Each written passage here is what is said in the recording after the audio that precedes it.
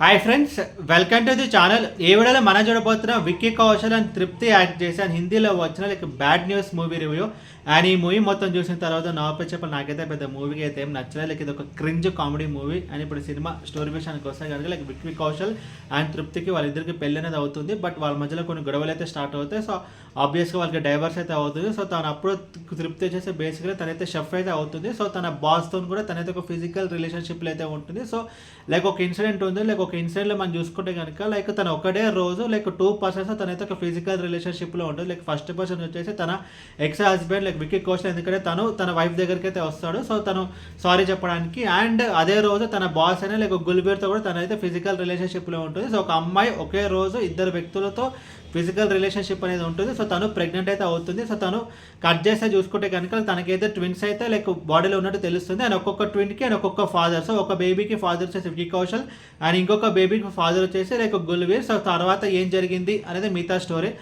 ఈ మూవీలో main problem మనం చూసుకుంటే కనుక స్టోరీ ఇది ఒక వరస్ట్ స్టోరీ. అసలు ఇలాంటి ఒక స్టోరీ అసలు మన సౌత్ ఇండియాకి అసలు ఎక్కడైతే వర్కౌట్ కాదు, బట్ బాలీవుడ్లో అయితే వర్కౌట్ అవుతాయి. బట్ ఇలాంటి స్టోరీస్ బట్ అక్కడ కూడా ఈ మూవీ అయితే వర్కౌట్ అవ్వలేదు. అసలు స్టోరీ అయితే పరమ వరస్ట్ స్టోరీ. అసలు ఒక వ్యక్తికి ఒక ట్విన్స్కి అండ్ ఇద్దరు సపరేట్ ఫాదర్స్ అంటే అసలు నాకైతే అర్థమే కాలేదు.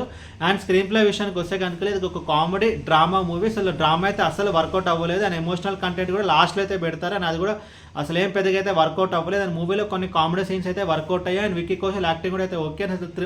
అండ్ తృప్తికి అయితే అసలు యాక్టింగే రావట్లేదు. అసలు ఈ మూవీకి ఒక మేజర్ మైనస్ పాయింట్ తను అసలు యానిమల్ మూవీలో తనకి మంచి క్రేజ్ వచ్చిందని చెప్పి ఈ మూవీలో అయితే తీసుకున్నారు. బట్ తనకు అసలు ఏమీ రాలేదు యాక్టింగ్ కూడా అసలు. బట్ విక్కీ కౌశల్ యాక్టింగ్ అయితే కొంచెం బాగానే ఉంది. అండ్ టెక్నికల్ డిపార్ట్మెంట్స్ విషయానికి వస్తే బ్యాక్గ్రౌండ్ స్కోర్ బాగుంది అండ్ సినిమాటోగ్రఫీ బాగుంది. అండ్ కొన్ని కామెడీ సీన్స్ అయితే వర్కౌట్ అయ్యాయి. బట్ అది కూడా అంత క్రింజ్ కామెడీ. అండ్ ఇలాంటి ఒక మూవీ అసలు మన తెలుగు తమిళకి అసలు అయితే వర్కౌట్ అయితే అవ్వదు. బట్ బాలీవుడ్లో few years back good news అనే మూవీ అయితే వచ్చింది బట్ ఆ మోడల్లో ఆ టైప్ని బేస్ చేసుకుని ఈ మూవీ అయితే తీయడం జరిగింది. బట్ ఇదైతే వర్కౌట్ అవ్వలేదు. ఒక పరమ worst cinema. But Bollywood critics మాత్రం అసలు ఈ సినిమా చాలా బాగుంది, అసలు ఈ సినిమాని కంపల్సరీ చూడండి. బాలీవుడ్కి మళ్ళీ గోల్డెన్ డేస్ వచ్చాయన్నట్టు అయితే వాళ్ళందరూ ఇష్టం వచ్చినట్టు ఇస్తున్నారు. బట్ మూవీ అయితే అసలు అట్లా అంత పెద్దగా అయితే ఏమి ఉండదు. బట్ కామెడీ సీన్స్ కోసం ఒకసారి చూస్తుంటే చూడొచ్చు. అండ్ ఓవరాల్ ఈ మూవీ చెప్పాలంటే మూవీ అయితే నాకు జస్ట్ ఒక వన్ టైం కామెడీ కోసం చూడొచ్చు అనిపించింది. బట్ మూవీ అయితే డిసప్పాయింట్ చేస్తుంది. అండ్ ఈ మూవీకి నేను ఇస్తున్న రేటింగ్ 1.75 అవుట్ ఆఫ్ 5.